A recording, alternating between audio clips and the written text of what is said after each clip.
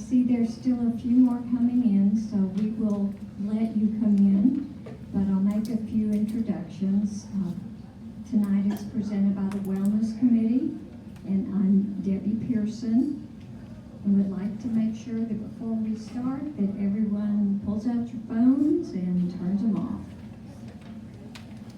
We're not going to be calling 911 tonight because we have them right here, so phones off. Yes.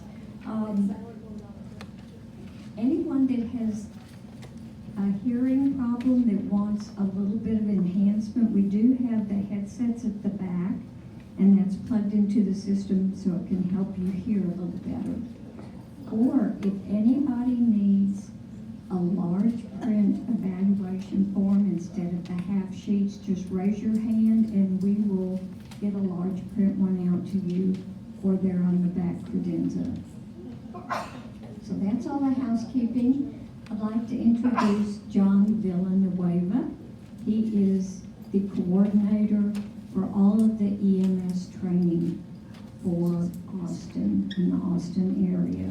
He is, like a few of you guys, raise your hands if you are, he is a native Austinite. Who else do we have here? Okay. Yeah, we do have native Austinites here, so that's a lot of fun. He went to the new Austin High School, the one where when you run track, you actually are running on the trail.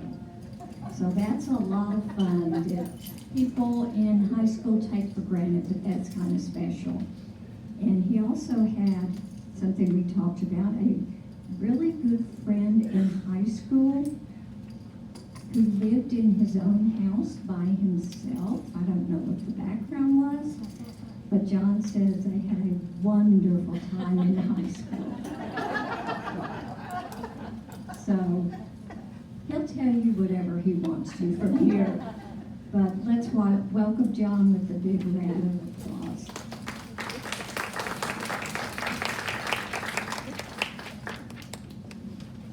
All right, yeah, let me get this on, make sure everybody can hear me.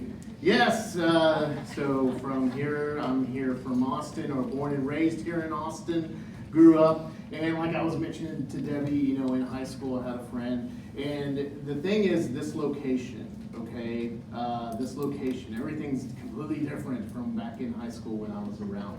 And my friend that was in high school, again, he had an apartment down the road from here. The apartment complex is still there. It's like this little, out of all these crazy big buildings, it's like this little apartment. I'm sure you've seen it when you drove by or walked by. But that's where he lived, and you know, again, we had some, you know, good times. I won't go into it. Maybe if we, you know, go out and have a beer, we can talk about it. But until then, no. Now today, it's strictly business. Okay, we need to get down to business. That's why we're here.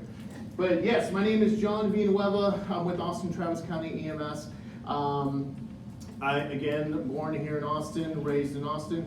I started my career with the city of Austin early on in high school. Started as a lifeguard.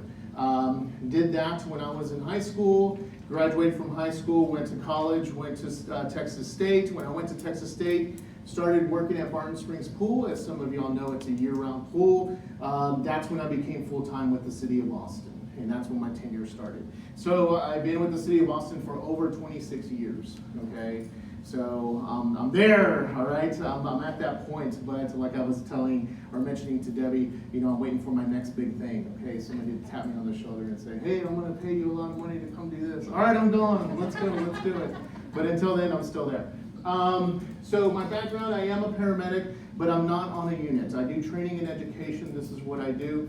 I'm an instructor with the American Red Cross, the American Heart Association, and other organizations as well. I do a lot of contract work for organizations throughout Texas and throughout the U.S., okay, doing training. I worked at the Heart Hospital in the ER for about 3 years, and I also am a contract medic with Seton Medical, okay, doing some special events for them as needed. So that's my background, and that's who I am, that's what I bring to the table. Today we're going to go over some stuff real quick. We're going to go over what is big within our community and what we, Austin Travis County EMS, is trying to push out into the community, okay? And that is hands-only CPR. Hands-only CPR and how to use an AED, okay? The AED, the defibrillator that we have or that you have throughout this building, is a device that was created and developed really, truly so that anybody could use it, okay? Something happens, you grab it off the wall, you turn it on, you follow the prompts, okay? It talks to you, it tells you what to do. As long as you can understand that, you should be fine, okay? But, you know, it is good to go over it and to know what to do. So that's what we're gonna talk about today. The other thing, you know, hands-only CPR, like I said, the medical committee, the medical science committee that looks at all the curriculum, all the programs that are being presented out there to medical staff, to the public, to whomever, you know, some time ago looked at everything and said, hey, what can we do to increase that bystander response, okay? Somebody goes into cardiac arrest, we don't want people standing around, or we don't want people to be like, you know, hesitant, you know, hey, I don't know what to do, all right, what do I do? You know, or I took a class and I don't know, they said open the airway, they said tilt the head back, they said put their hands on, I don't know, you know. So they looked at everything and said, hey, what is the most important thing we can do for somebody in cardiac arrest? The most important thing we can do is compressions, okay? So that's where hands-only CPR was created or developed. And so we'll see a couple things in here. We'll see some promos from the American Heart Association when they first came out with this and how they were trying to spread the word and say, hey, this is easy. It's an easy thing to know and it's an easy thing to do. Back at that time, we don't see them, or I don't see them that much anymore, but early on, the American Heart Association had several commercials too that talked about hands-only CPR and what to do, okay? So again, the push is getting out there, people are becoming aware, and we are seeing truly a slight increase in that bystander response, okay? Because people are starting to say, hey, you know, all I need to do is compressions, recognize the emergency, do a couple other steps just to verify that I need to do CPR, and then we go with that, okay? Here within Austin, Travis County, if somebody calls 911 and says, hey, I'm here, I'm at this location, this person's down, our dispatchers will ask a series of questions. What is the number? What is your location? Okay, what's going on with the patient? They're unresponsive. All right, I need you to tap and shout, try to get, you know, see if they're awake. No, they're not awake. Check for normal signs of breathing. The dispatcher will ask you to check for normal signs of breathing. Give yourself 10 seconds. If they're not breathing normally, okay, then they're gonna ask you to do what we're gonna do today or go over today, which is hands-only CPR. Our dispatchers walk people through that almost every day regularly, okay? Somebody's there with an adult patient in cardiac arrest, they're gonna tell them, place your hands on the chest and just start compressions and do that, okay? We'll also see a short video at the end of me demonstrating and going through all of that, okay, for you. All right, so let's go ahead and get started. So I have here some numbers. I'll leave it up there for a little bit. You can definitely look at this and you know, take it in, if you will. Some of these numbers, especially that number right there, you know, of more than 350, you know, 100,000 out of hospital cardiac arrests occur in the U.S. Okay, that number probably is different, probably has changed. When somebody is in cardiac arrest, survival does depend on CPR. Somebody to act, somebody to recognize that emergency and say, hey, I want to help, I'm going to go in there. Even if it's just, hey, I can't do this, I don't want to do this, get on the phone and at least call 911, okay? That's probably the bare minimum that we ask, all right? Somebody to call 911. So, about 90% of people who suffer cardiac arrest will not make it, okay? And the reason, and so what that is saying too, is that the survival rate is about 10%. It's very low. It truly is very low, okay? And the reason it's low is because, again, that bystander response, okay? Something happens to somebody, people see them go down, we don't have that bystander response where somebody says, hey, something's going on, something's happening, I'm going to tap and shout, call 911. Do we need to do CPR? Yes. All right, I'm going to start. okay? We don't have that. And there's barriers again for, like I said, for various reasons, okay? People don't want to do this or don't want to get involved, okay? But if we do get involved, we can increase those chances. We can double or triple, okay, that patient's survival, okay? And when we talk about the AED, we'll talk about that. That can, when we use the AED, which is that, you know, device that checks for that cardiac rhythm and determines if it needs to shock or not. When we use that and we start CPR, chances of survival increase, you know, drastically, okay? Almost like 50-50, okay? Or maybe a little over 50%. We used to have an old medical director, and he would tell people when he would give presentations like this, he would tell the audience, hey, if you feel like you're going to have a heart attack or something like that, go to the airport, okay? Because the survival rates are very high at the airport. People that have a heart attack at the airport, it's more than 50-50 survive, okay? And, you know, and that was the thing. But it is true. If you have traveled lately, if you've been to several airports, you've been to, you know, like any airport really, they're almost like every 20 feet. Every 20 feet you will see an AED on the wall, okay?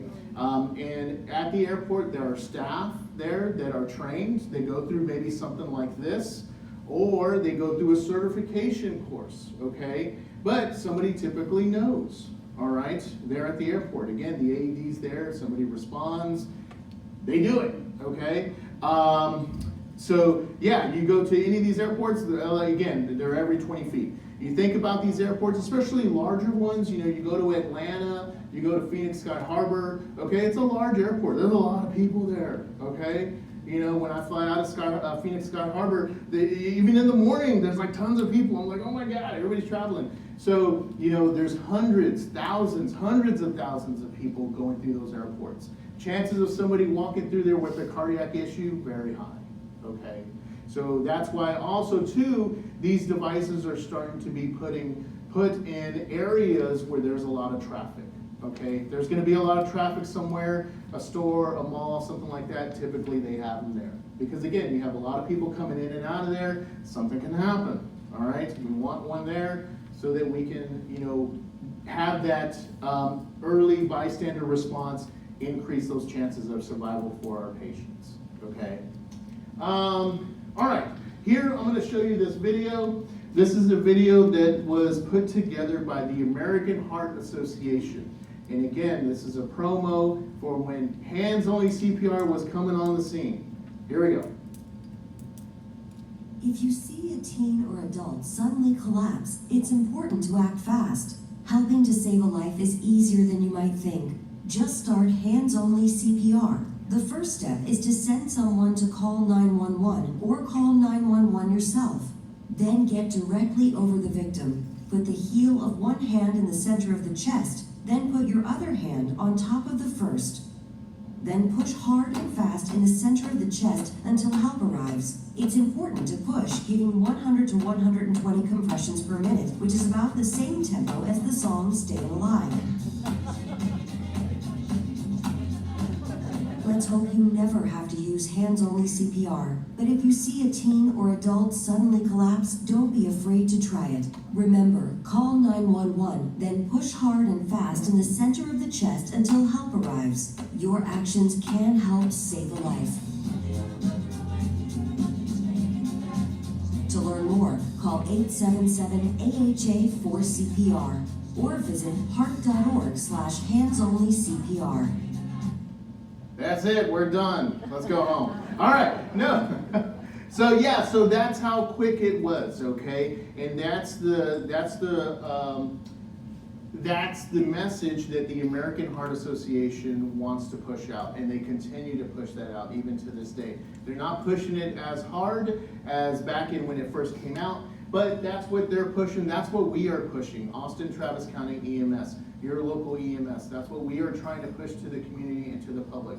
If you see something happen, you know, to somebody, recognize the emergency. But here, if you look on here, and if you look on that flyer, and if you look on the video, or if you remember from the video, they say, hey, there's 2 steps, all right? You see somebody collapse, you call 911, you put your hands on the chest, and you start compressions, okay?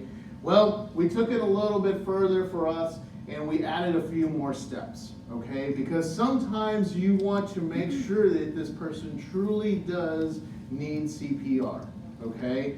You want to make sure something can happen, anything can happen, all right? You know, you could tell me bad news. You could say, John, you're horrible, you should be fired, we're gonna report you, all right? And I, panic and I freak out and I faint, okay? And I go unresponsive. You can't wake me up. John, wake up. I don't wake up. I'm unresponsive, okay?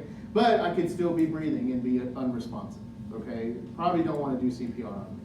But that's what we want to do. First, we want to make sure that the scene is safe. Is it truly safe for you to enter that area, okay? And I preach this to all my classes. Take that extremely serious. If the scene is not safe, we do not enter. We do not go in, okay? Even if hey, you're walking down the street, you see a car veer off the road, it hits a power pole, the power pole breaks, the power lines are on the vehicle, you see people in the vehicle, you want to go over there and see what's going on, don't do it, okay? There's power lines on the vehicle, we don't know if those power lines are hot. If you go there and touch it, you may become a patient as well, okay? So, making sure that scene is completely safe for you to enter. Once you do that, then that's when you go down, right there it says assess patient. You want to tap and shout. You want to call out to this patient. Roger, Roger, can you hear me? Can you hear me? Tap and shout. Get down on your knees, tap them on the shoulder, try to get them to wake up, okay? If they can't wake up, then we want to check for breathing, all right? When we do this for our patients too, we want to do this on a hard, flat surface when we have to do compressions, okay? So if somebody's on the bed, on the couch, on a chair, we can't get them up, okay? We're going to have to move them to a hard, flat surface and do this assessment, okay? So we're going to have to do that the best we can, all right? Get them on the ground, start our assessment, check for breathing. About 10 seconds is what we want to do. When we check for breathing, one of the techniques that you can do that I was taught early on is we come up to our patient, we tap and shout, okay, try to get them up, all right? They're unresponsive. We tilt the head back. We put our ear right over their mouth. You can kind of hear, you can probably feel them breathing, okay, if they're breathing normally. We're also looking at that chest, okay? We're looking at that chest, making sure that that chest is going to rise, or if it is rising, all right? Hello. Sorry. We want to check for normal signs of breathing. Again, 10 seconds, looking at the chest. Also, we want to probably at this point to somebody, have them call 911. I need you to call 911, go get the AED. My understanding, y'all may have some kind of response team that will help out in that situation, okay? I'm not sure about that, like as far as, hey, who else do we activate? But that's what you want to do. Point to somebody, call 911, go grab the AED. If you do not know where all your AEDs are in this building, I highly suggest that's something you can do, okay? Maybe not tonight, but, maybe at some point, know where the AEDs are. If something happens here, I'm in the cafeteria area, something happens, I need to get the AED. Where's the nearest AED? Where should I tell somebody to go, okay? If I can't go there and do it myself, okay? But have them do that, and then we start CPR, all right? Hands on the chest, and start those compressions, just like they did on that video, okay? I will show you another video as well when we get to that point, but let's talk about the AED. All right, so we have an AED. I looked briefly at your AED. They all pretty much function the same. They all operate the same.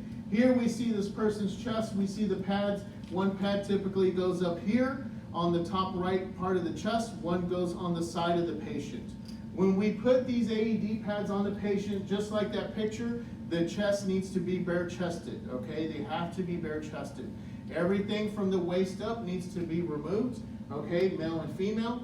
In your AED kit, the one that I saw down the hall, it had a little bag next to it, okay? There was a little bag inside there. Inside that bag is a pair of medical scissors. All you need to do, you don't have to cut up the clothing. You just need to cut the bottom of their shirt or sweater or coat, whatever it is. Once you cut a little bit of it, you can start tearing the clothing and the shirt will completely rip apart, okay?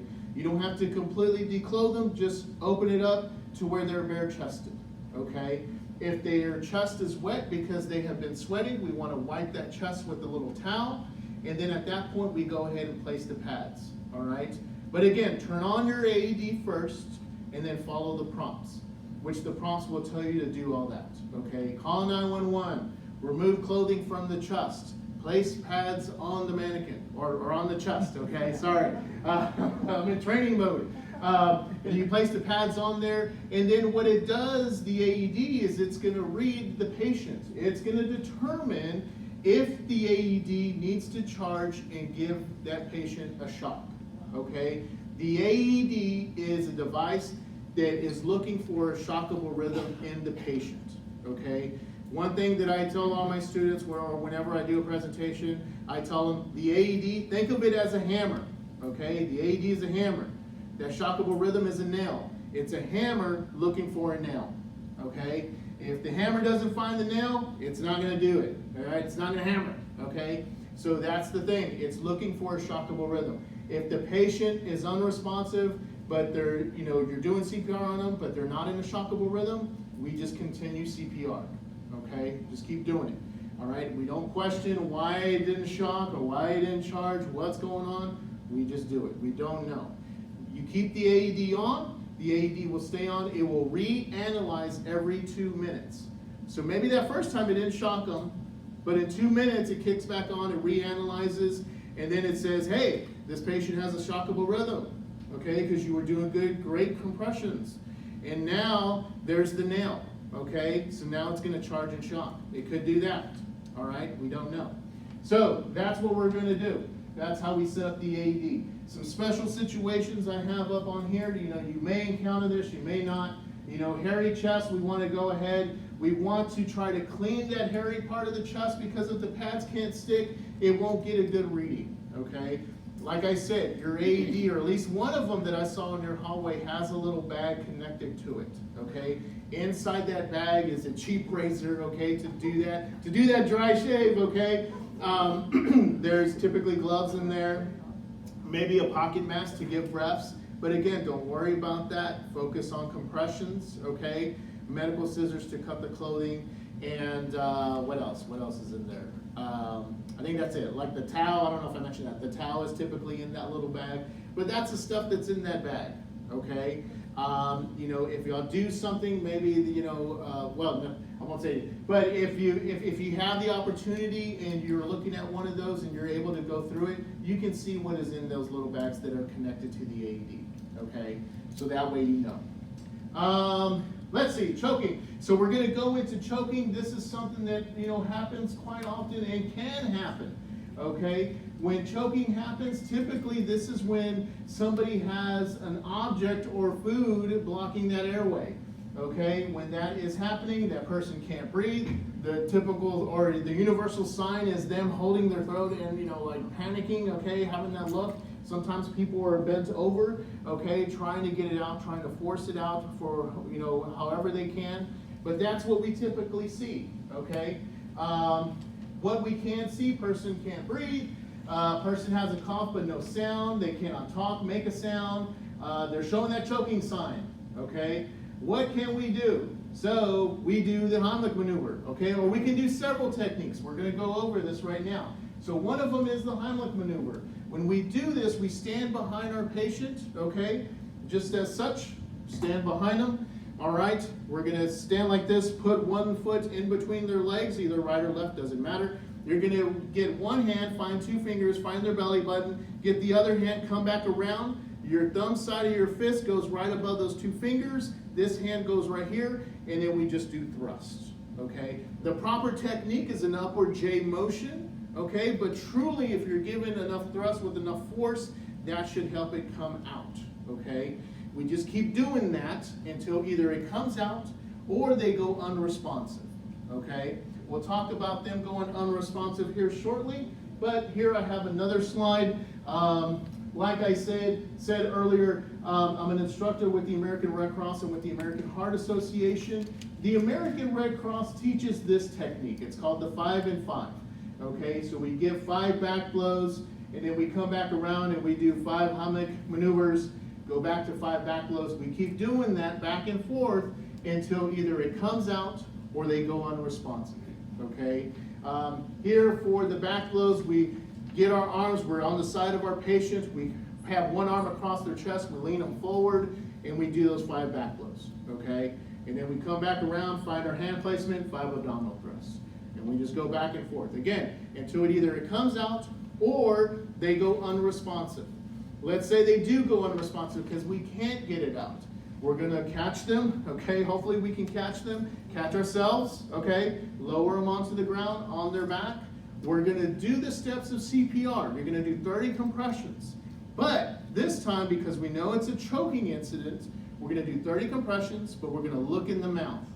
If we see that something's came up in the mouth, we see stuff in their mouth, we're gonna try to roll them to the side, we're gonna try to clean out that mouth with our smallest finger, and then we're gonna attempt 2 breaths, okay? Hopefully those breaths go in. If they go in, then we continue with CPR mode. 30 compressions, 2 breaths. For this patient, for an adult choking patient, we do wanna give 2 ventilations, okay? We do wanna give breaths. The reason for that is because we know that the reason they are in cardiac arrest is because of a respiratory problem, all right? That blockage of the airway. More than likely, they have a healthy heart, okay? They were talking, joking, you know, you're sitting there at the dinner table, they're laughing and talking, you know, all of a sudden something blocks their airway. That's what caused them to go into cardiac arrest, okay? So we know it's a respiratory problem, so we want to reintroduce that oxygen to their lungs, and hopefully that will get them to start breathing again. So that's why for that adult patient, they do benefit from ventilations. If they become unresponsive as they are choking, okay? That's when we do that. Let's see, so AED right here, try to adjust my mic. So we have this box right here. This is a box that's kind of similar to what y'all have, okay? I like this picture for several reasons. It has a little light on it. It has an alarm, okay? Yours probably has an alarm as well. If you open it, okay, the alarm goes off. One, don't let that be a deterrent for you, okay? That is a big deterrent for a lot of people, okay? They see the light, it says something on the thing that, hey, the light or the box might alarm or the alarm might go off, you know, when I open it, okay? If anything, that should alert everybody else around there, hey, somebody grab the AED. Something's up, okay? Something's going on. You know, can I help? Should I help? Can I go there? Are they okay? All right? That's what it is alerting. It's alerting anybody around there, hey, the AED is being used, somebody's using it, why are they using it? Why did they open it? Why did they grab it? Okay? So that's the thing. On these boxes too, there used to be some verbiage. There's some verbiage on this box, but I don't think it is on your box so much. But there was verbiage on these boxes that said for trained personnel only, okay? So for trained personnel only, people looked at that and were like, whoa, you know, I'm not trained, I shouldn't do it. Well, no. Again, these are meant for people, you know, really anybody that can, you know, open it up, turn it on, and follow directions. All right? Let's see. Hold on. I'm going to show you all this real quick, and then we will get into. All right, today we're going to go over hands-only CPR, survey the scene, make sure that the scene is safe for you to enter. You're going to kneel next to your patient, tap and shout, hey, can you hear me? Can you hear me? Try to call out to them. I don't get a response, then I want to check for breathing for about 10 seconds. You can either place your hands on the chest to check for breathing. You can look, listen, and feel as well. Give yourself about 10 seconds. If you're not breathing, at this point, yell for help, help, help, help. If help doesn't come, you're by yourself.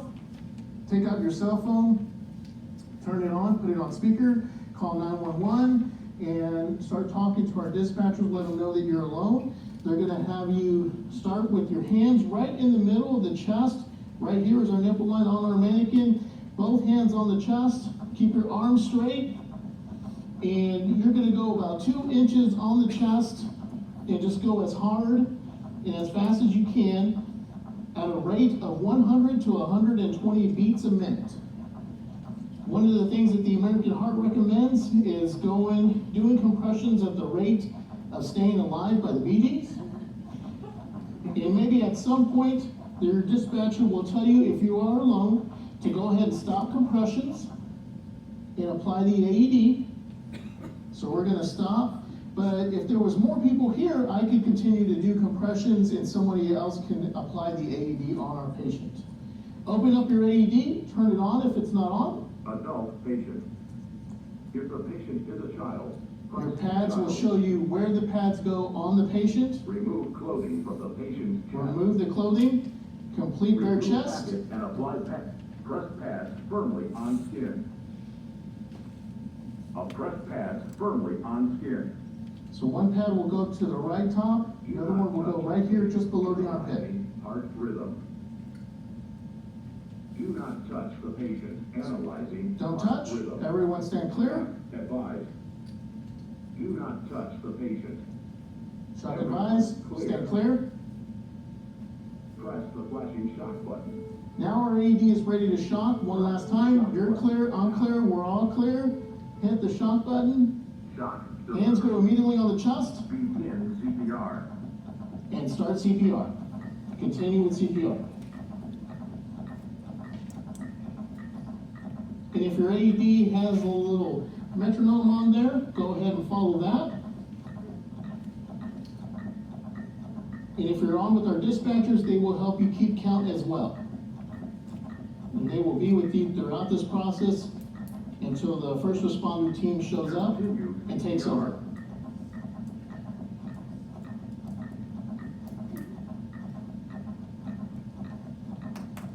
And that's it, you just keep going.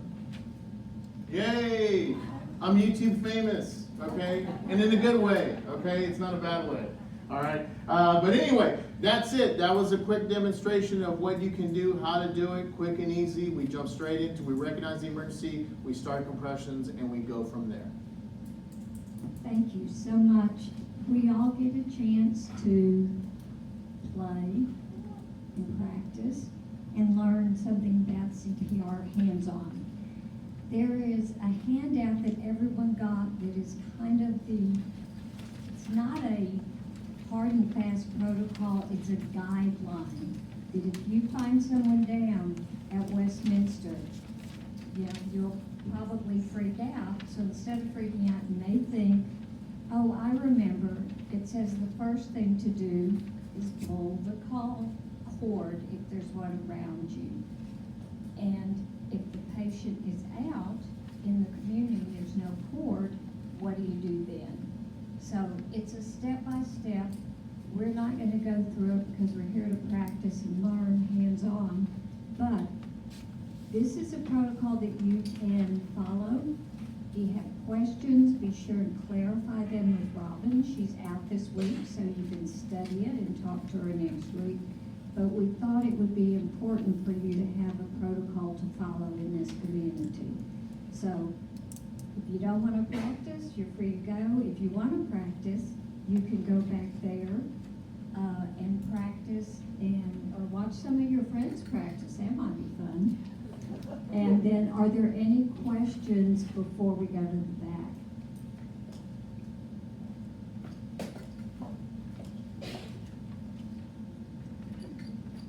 I noticed that the flyer says that if you see an adult or a teen, a lot of us here have a out-of-hospital do not resuscitate.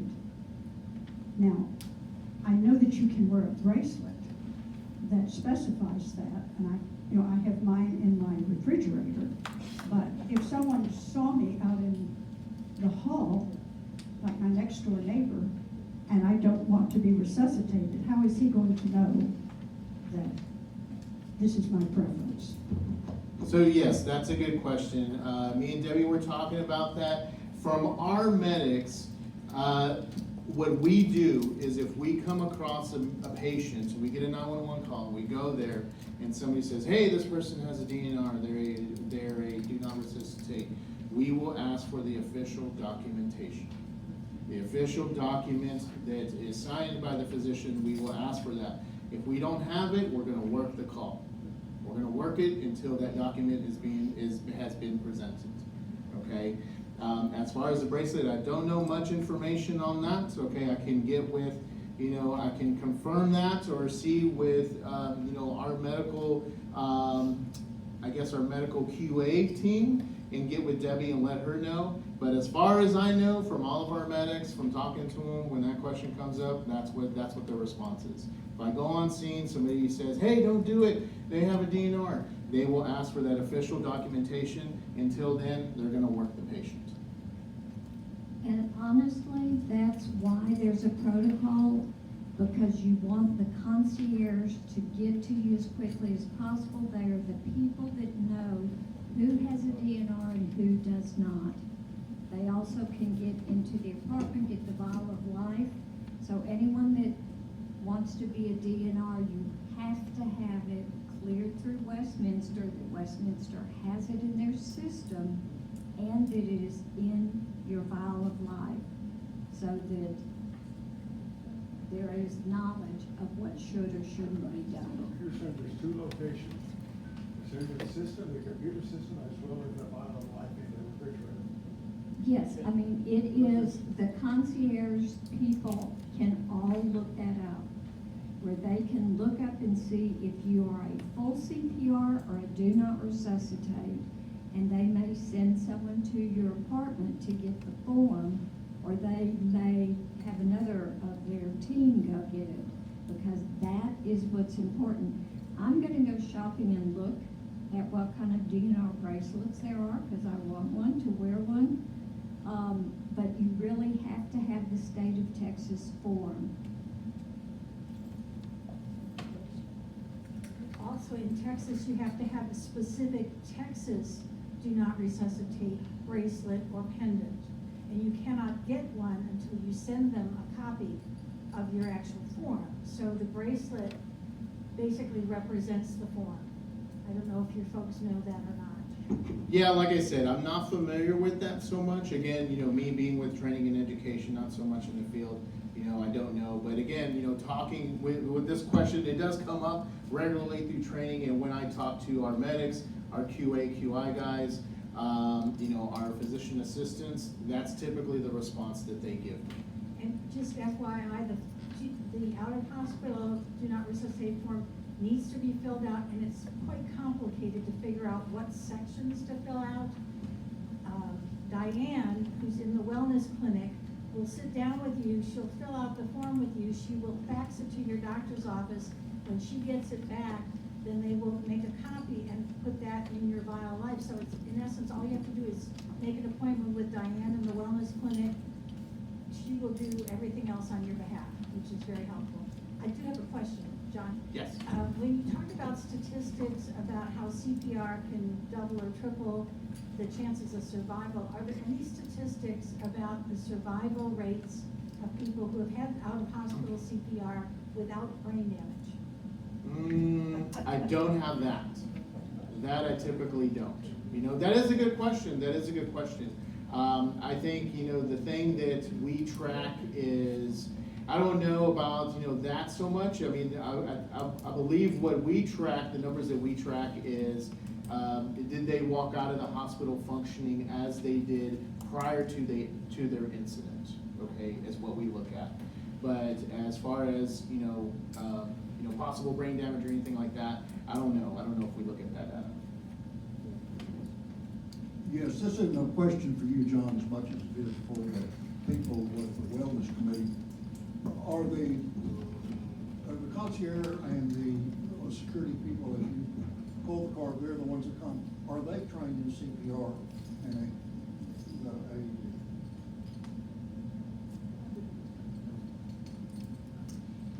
You have shown us how we would work on a gentleman.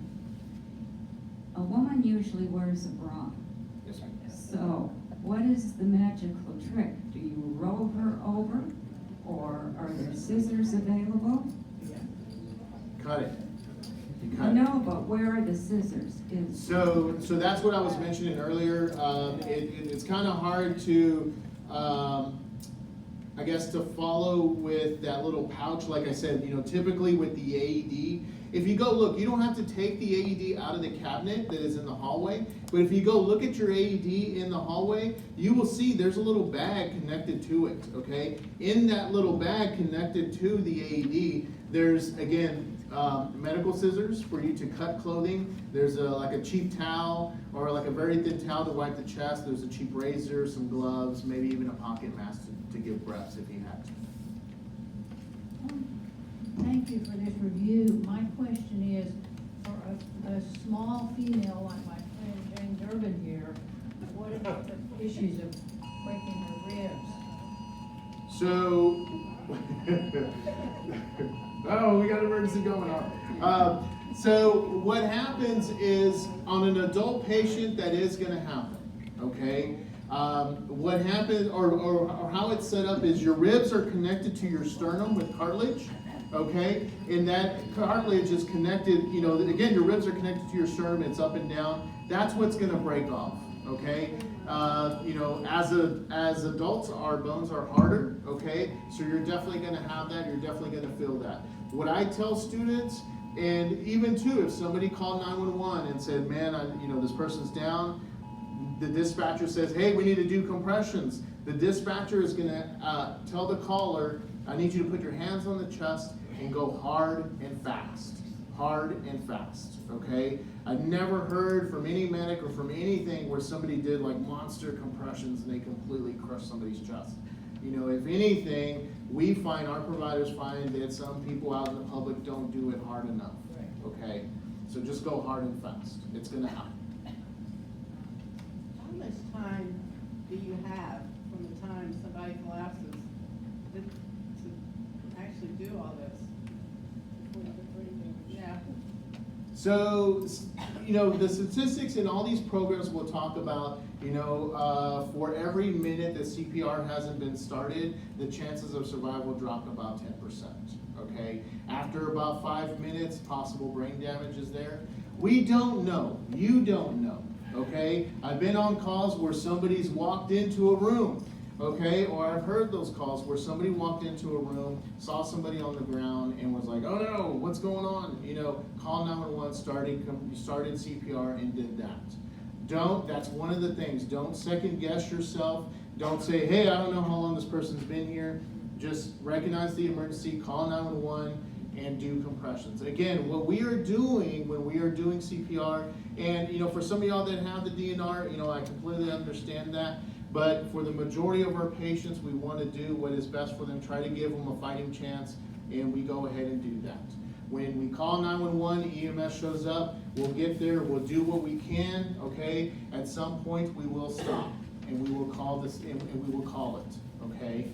But, again, don't let that be a barrier. If you know, don't let that be in the back of your mind, hey, how long has this person been here? I don't know, you know, is it worth it? You know, recognize the emergency, activate, and go from there. John, I have a question. I have a deep brain stimulation device that's put it in my head, and to which is connected a battery that's been planted in my chest. Now, with respect to the AED, what effects or what precautions should be taken with that battery, knowing that that battery is in my chest, right about here? It's on your left side of your chest? Yes, right here. Okay, I'm touching it. perfect, okay? The pads will go on the right side, okay? So they won't even go over that. If for some reason it was on the right side, what we suggest is instead of putting the pad directly on top of it, just move it to the middle, okay? But since yours is on the left, the pads don't go there, the pads go here and here. So they would be completely fine. Right, okay, thank you. Yes, sir. I have to. Oh, Debbie, you have some people up here too that have questions. Just FYI. I know.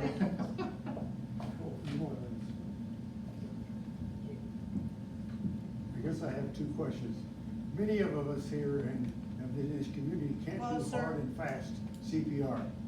So should we do as best as we can? Yes. Okay. Yes, the best you can. And the other question that related to the gentleman who had a battery for a pacemaker. Can you see the battery when if you open up someone's You'll chest? see a lump on the chest. Lump on the chest, yes. You'll see a lump on the chest. A box. A box. And it went from here, we're gonna.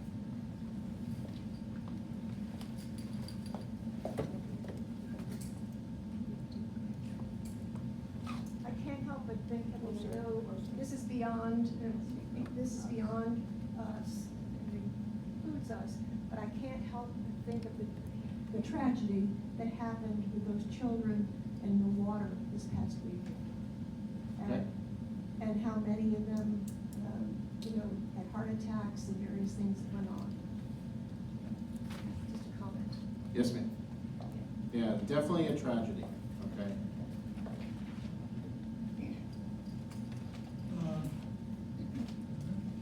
John?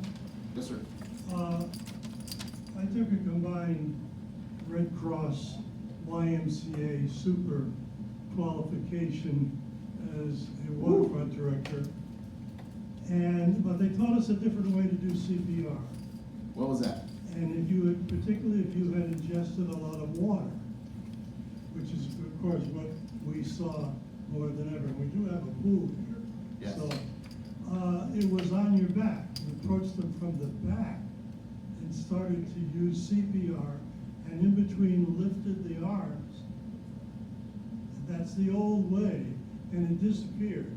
Yes. And I don't use it either, but my question is, why did it disappear?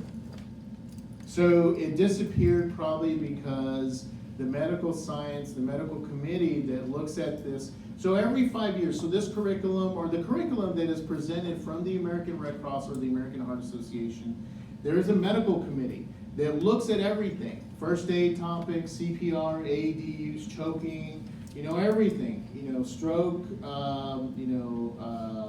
diabetes, stuff like that. They look at everything and they say, okay, what is working? What does the science show? What is a benefit for the patient and actually works and doesn't cause harm to the patient? If it's a benefit to the patient, it doesn't cause harm, those committees will add it and keep it in the curriculum. If it doesn't, if it's not a benefit for the patient, if it's not doing anything special for the patient, they throw it out, okay? So chances are that technique just didn't do anything, maybe, I don't know, I wasn't there, I wasn't on that committee, but that's what they probably looked at. They probably looked at the data and said, hey, this really isn't doing anything, just do compressions, that's good enough. What about ingested water then? Does this new method that came in the late 60s, does this new method take care of someone who has ingested a lot of water? When you do compressions, you're putting that pressure in their chest, okay? And in that situation, typically it comes out, that water comes out, okay? Maybe not all of it, but typically that's what happens with a drowning patient. We get them out of the water, we start compressions. Well, actually, we get them out of the water, we give them 2 breaths, okay? Because most of the CPR training that we do, we start with compressions. But in this situation, okay, again, they probably had a healthy heart. They just swallowed a lot of water. Water got into their system, got into their lungs, blocked that airway, blocked that breathing. Circulation went down. So we give 2 breaths and then we start our compressions, okay? And that's the patient that we give those ventilations to, reintroducing that oxygen to their lungs. Hopefully that will start their lungs, start them to start breathing again. And then again, stuff will come out and go from there. Sir, Debbie. Well, I've got. Oh, sir. Stand by.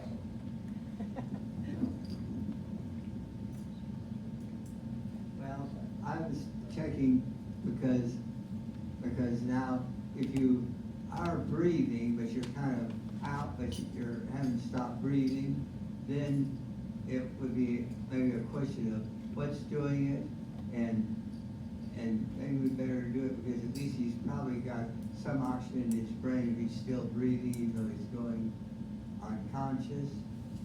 But if he's just been out and you don't know for how long, the big problem that can happen, especially with older people, is that they might survive in a sense, but they'd be such a vegetable because they're weak. And so that's why I had do not resuscitate if you aren't breathing and it looks like a while. Now a younger person, it might be worthwhile because they might have a chance of making it, but the older you are, and if you haven't been breathing, then or likely it won't succeed, or if it does, it'll be in a negative way. would that still be true? You know, it can be, it is something that, again, we talked about that, you know, as, you know, the longer the call goes, the chances of survival will, you know, decrease, okay?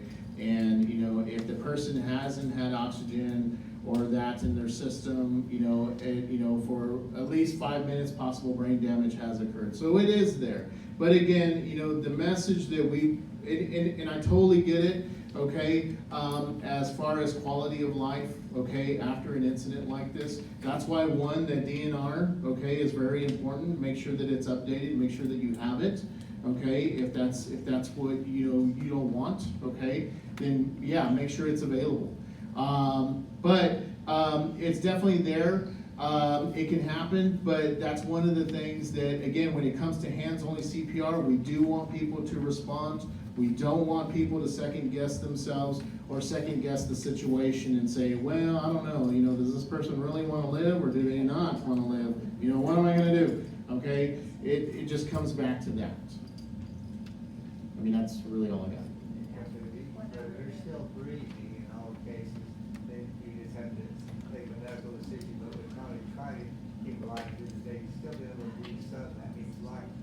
Well, yeah, if they're breathing normally, then you just monitor them and observe them, okay? Maybe send alert somebody, let them know, hey, this person's having issues, they're having trouble. Because if they're having trouble, if they're still breathing, but it's not the best, eventually it could get worse, and then that's when we need to get into CPR mode, okay? But if we can tackle it before then let's do that. Just a quick question in regard to Roger's comment about legacy protocol. How about a child or a baby? I have in my back of my mind, you're supposed to hold the child upside down or maybe hit him on the back. Is that in the? That's when you're being born.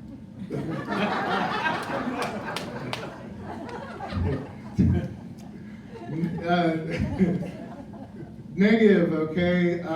You know, the curriculum does not teach that, holding somebody by their leg and then hitting them on their back.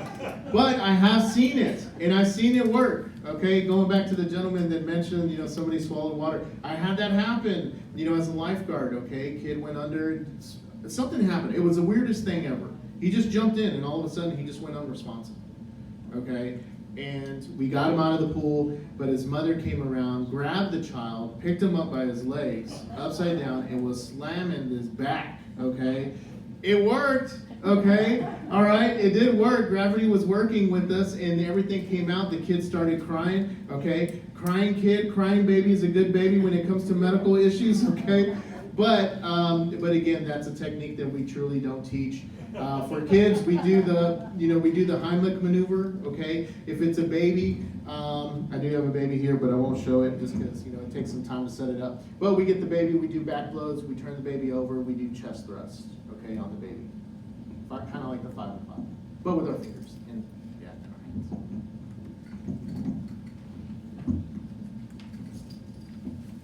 We got one more, this can be the last one, and then it's practice time.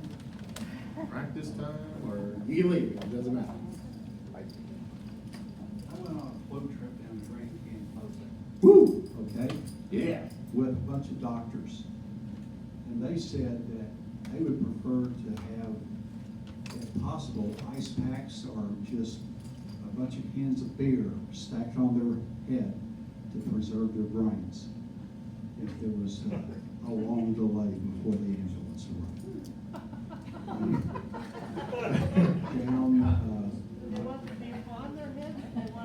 They want their brain cooled off as much as possible, particularly if you're outdoors and you're hot and Yes, definitely. I can't remember if I think for some of our patients, I think we do this, but there was a time when we did do a post-resuscitation cooling, is what they called it.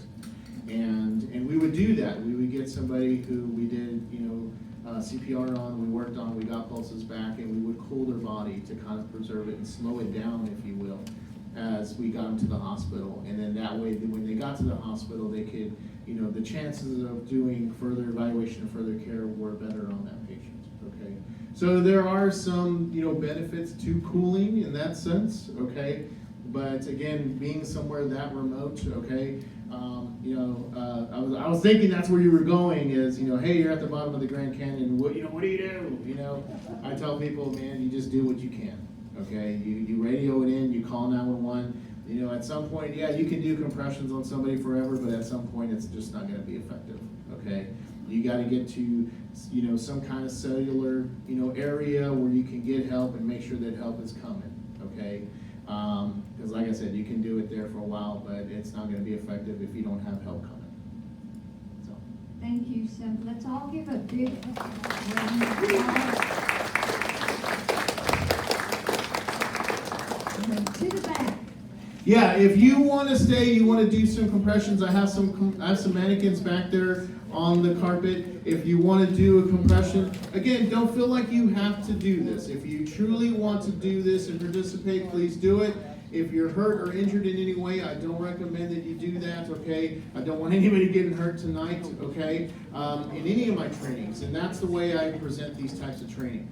Okay, this mannequin, I have this mannequin right here. I can actually probably put this mannequin here on the stage if you don't want, or I can maybe do that, okay? But ideally and really this true situation, if this is something, maybe you're on the committee, maybe you might find yourself wanting to help a fellow resident here. If you're gonna do it, then we practice how we fight, okay? We're gonna do it on the ground, on a hard, flat surface, like I said.